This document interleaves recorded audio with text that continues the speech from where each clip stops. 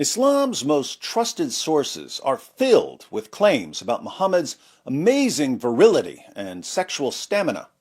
Muhammad was famous among his followers for being able to handle 9 or even 11 women and girls in a single night. Consider a few passages. Sahih al-Bukhari, 5068. Narrated Anas, the Prophet used to go round, have sexual relations with all his wives in one night, and he had 9 wives. Sahih al-Bukhari, 5215. Narrated Anas bin Malik, the Prophet used to pass by, have sexual relation with all his wives in one night, and at that time he had 9 wives. By the way, check out the chapter heading. Whoever had sexual intercourse in the boiling, sweaty Arabian desert with all his wives and then took one bath only. Ugh. Brother, ugh. Try not to imagine the smell by the time he climbed on top of wife number 9. Sahih al-Bukhari, 268. Narrated Qatada, Anas bin Malik said, the Prophet used to visit all his wives in a round during the day and night, and they were 11 in number. I asked Anas, had the Prophet the strength for it? Anas replied, we used to say that the Prophet was given the strength of 30 men. And Sa'id said, on the authority of Qatada, that Anas had told him about 9 wives only, not 11. Muhammad's followers used to say that he was given the strength, the sexual strength, of 30 men. That's an oddly specific number, isn't it? The Prophet was given the strength of 30 men. An average man has no problem having sex with his wife some night. If a healthy man had 2 or 3 wives, I don't see why he couldn't have sex with 2 or 3 wives in a single evening. So why didn't Muhammad's followers say that he was given the strength of 3 or 4 men? Why 30 specifically? Fortunately for us, modern historical and anthropological researchers have solved this mystery. We now know how Muhammad received the strength of 30, count 'em, 30 men. Inspiring Philosophy sent me so many studies on this topic, I'd need the strength of 30 men just to share the highlights with you. But there's one study from psychologist Bruce Rhind that provides quite the overview, so I'll quote a few relevant excerpts. Let me go ahead and say, as we begin, you have no clue how common relationships between grown men and adolescent boys were in the ancient and medieval periods.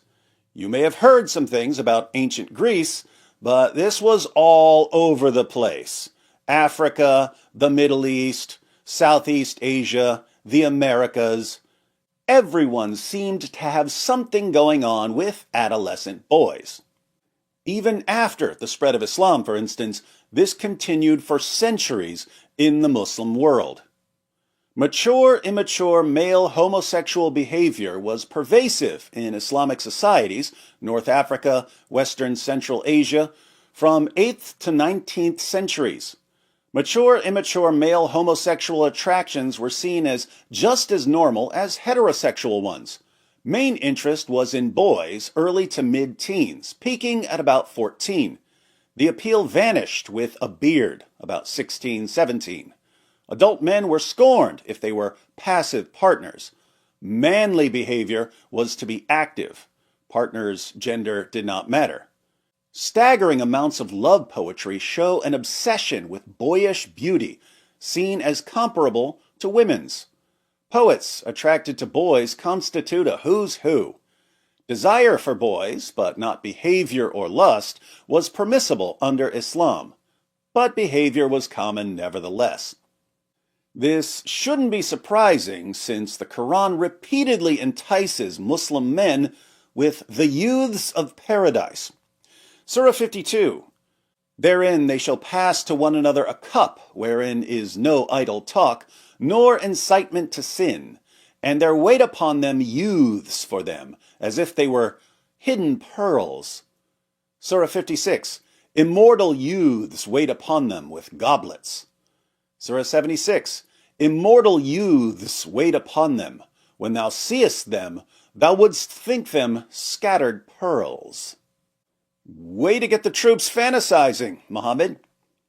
Here's a description of the practice in Libya. Mature, immature, male homosexual behavior was a well-entrenched custom from antiquity to at least the 1950s. Matchmakers made marriage-like arrangements between men and adolescent boys. The boy got a gift larger than bride prices for females. Man and boy then entered into an alliance with family approval. Prominent men lent each other their sons for sex. Love affairs and jealousies over boys were common. Robin Mom said, "They will kill for a boy, never for a woman." Again, this was all over the place. But we know a bit more about how some ancient cultures, in Melanesia and New Guinea for instance, thought these relationships played an extremely important role in the development of boys into men. Mature, immature male homosexual behavior was highly organized in this warrior society. Homosexual intercourse was believed essential to boys' physical and spiritual development. It supposedly transferred male power to them, implanting this in their penises, the seat of male power. The belief was that insemination grew the boys into men. At 11 or 12, a boy's father chose for him an older male to inseminate him for months or years. Some boys chose their own inseminator. Insemination was thought essential for growth. Between ages 10 and 14, boys entered a men's house after a ceremony declaring them deceased, i.e., death of childhood. They were newly born through the powerful medicine of older males' semen. Each boy acquired an adoptive father, an older male who was his mentor and regularly inseminated him, which was believed necessary to make him strong. Males lived in sex-segregated men's houses from a young age. Mature, immature male homosexual activity was pervasive. A certain kind of insemination was seen as crucial for boys' development. It began in male initiations for boys ranging in age from 7 to 14. Semen was viewed necessary for growth to be a strong warrior. So, they believed that virility and manliness could be injected into a boy by a man. There were some very strange, very disturbing ideas circulating in the ancient world, and in the 7th century, cultures were interacting and colliding because of trade. Muhammad, before he declared himself a prophet of Allah, was a caravan trader. He spent years having discussions with various people he met, and he had a tendency to believe what people told him. Even much later, long after he started preaching Islam, he was known as the ear. It's in the Quran, Surah 9, verse 61. And among them are those who torment the prophet and say he is an ear. What did they mean when they called him an ear? Ibn Ishaq gives the historical background. I have heard that it was of him, a man named Nabtal, that the apostle said, "Whoever wants to see Satan, let him take a look at Nabtal ibn al-Harith. He was a sturdy black man with long flowing hair, inflamed eyes, and dark ruddy cheeks." Pretty racist to say this black man looked like Satan.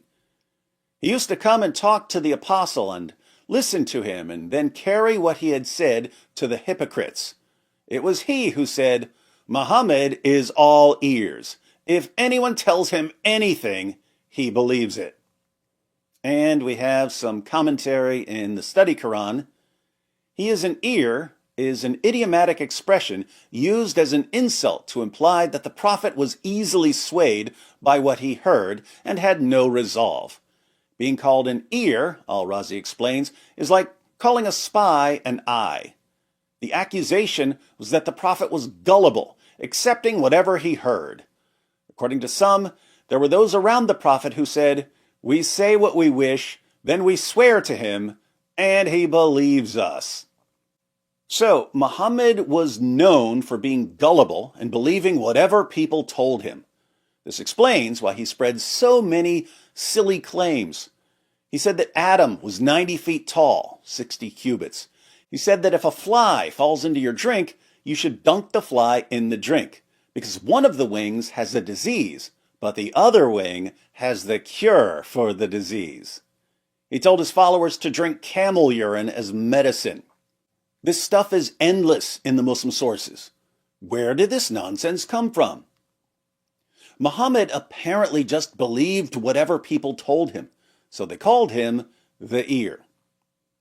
But Muhammad had an interesting way of taking practices that were geared towards children and applying them to adults. For example, in Muhammad's time, people thought that if a woman breastfeeds a child she's not related to, the child becomes related to her. The breast milk makes the child a relative. Muhammad shocked his followers by claiming that this works even with a grown man. A grown man can absorb a woman's breast milk and become her son. Sunan an-Nasai 33:21.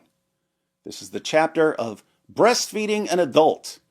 And we read, Zainab bint Abi Salama said, I heard Aisha, the wife of the Prophet, say, Sahla bint Suhail, a woman, came to the Messenger of Allah and said, O Messenger of Allah, I see displeasure in the face of Abu Hudayfa, her husband, when Salim enters upon me. Salim was a grown man. Her husband, Abu Hudayfa, didn't like a grown man being around his wife because he was worried that they might commit adultery. The Messenger of Allah said, breastfeed him. She said, he has a beard. He said, breastfeed him, and that will take away the displeasure in the face of Abu Hudayfa. She said, by Allah, I never saw that on the face of Abu Hudayfa after that. She breastfed a grown man with a beard, and this made the man her son. So her husband was no longer worried about his wife committing adultery with the young man because she had put her breasts in the young man's mouth. By absorbing her breast milk, he was transformed into her son. What else can a grown man absorb? Imagine a man who's known as the ear, hearing about men injecting their manliness and virility into boys. Keep in mind, this man believes that practices that people usually apply to children also work with adults, as with breastfeeding. Suppose this man wants to become the most virile, masculine, potent man on the planet. How would he go about that? He would assemble a team of men known for their sexual prowess. And in Muhammad's time, the men who were most famous for their sexual prowess were the men of Al-Zut. Historian Raymond Ibrahim explains how Al-Zut are described in the Muslim sources. According to Islam's written records, they were a migrant people from India or modern-day Pakistan, described in the sources as very tall, very dark-skinned, very lean, strong and hardy, and often used for labor-intensive work. In early Arabic ethnographies and literary works, Al-Zut are also depicted as being very sexual and virile, with very large penises. In fact, according to one Arabic source, Al-Tashibbahat by Ibn Abi Awan, quote, the penis of Al-Zut never weakens, meaning their large phalluses never go limp and are ever ready. I'm sorry for the crude language, but this is what the Islamic texts say, verbatim. Could the men of Al-Zut transfer their virility and manliness into Muhammad? Let's find out by reading a now infamous hadith from Musnad Ahmed. Abdullah ibn Masud related, the Messenger of Allah sent for me, so we set out until I reached such and such a place, and he traced a line for me and told me, stay between the two edges of this. Don't go outside of it. If you go outside of it, it's over for you. Muhammad knew that Abdullah wasn't man enough to endure the men of Al-Zut. Abdullah said, and so I stayed there. Then the Messenger of Allah went off a stone's throw away, or a little farther, or something like that. Then he, Abdullah, mentioned a group of male members, Hanin, i.e. men, who looked like Zut people. Affan narrated, or something like what Affan said, Allah willing, they didn't have any clothes on. You don't say. and I didn't see their genitals, and they were tall and scrawny. He, Abdullah, said, and they came and started to ride the messenger of Allah, and the Prophet of Allah began to recite to them. And they started to move closer and lean around me and get in my way, and I became intensely terrified of them, so I sat down, or something like that. He sat down, thus protecting the part of him they were after. And when the morning light broke, they began to go away, or something like that. Then the messenger of Allah came back exhausted and in pain, I'll bet, or practically in pain, from how they had ridden him. He said, "Indeed, I am exhausted," or something like that. Then the messenger of Allah put his head in my lap, or something like that. And the men came with tall white garments on, but the messenger of Allah had fallen asleep. And I became more intensely terrified of them than I was the first time. The men of Al-Zut rode Muhammad all night long. From then on, his followers could boast that he was given the strength of 30 men. 30 men of Al-Zut gathered in the desert and injected their masculinity into the Prophet of Islam, making him the most powerful man in the world. Of course, the effects might wear off after a while. Sometimes Muhammad would need to top off the tank, so to speak. That's when his companion Dihya al-Kalbi would come to the rescue. As Muhammad's companion Hudhaifa said, "The people used to enter upon the Prophet whenever they wanted. The Prophet then prohibited them from entering upon him while he was in meeting with Dihya al-Kalbi." Muhammad didn't want anyone disturbing him when he was in one of his private meetings with Dihya al-Kalbi, who, by the way, was the hottest young stud in all of Arabia. Hudhaifa continues, "One day I came to the Prophet for some matter, hoping to meet him alone. When I arrived at the door, I looked and found a curtain covering the door. I raised it and was about to enter. That's what we are accustomed to do. Then I saw Dihya sitting beside the Prophet, who was sleeping, and his head was on the lap of Dihya. When I saw that, I left." What did Muhammad do after his rough night with the men of Al-Zut?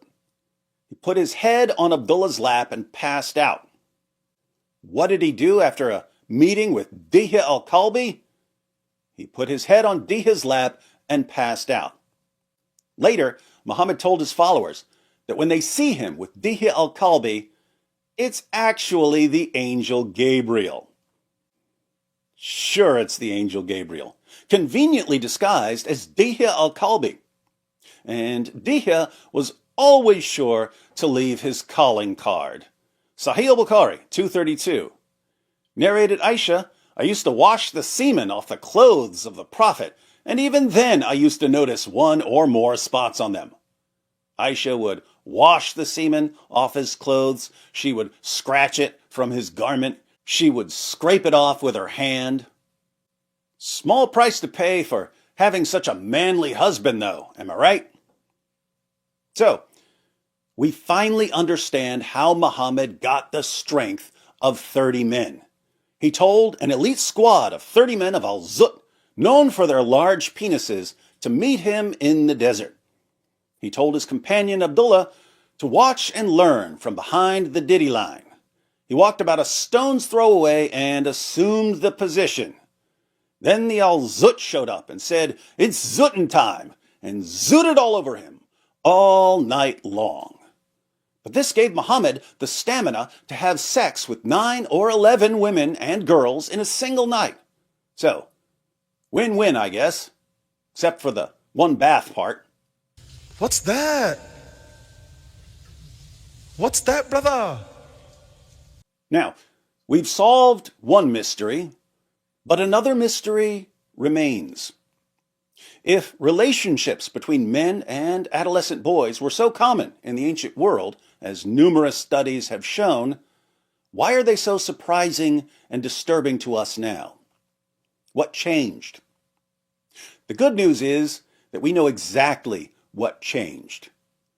But you'll have to click on Inspiring Philosophy's video to find out.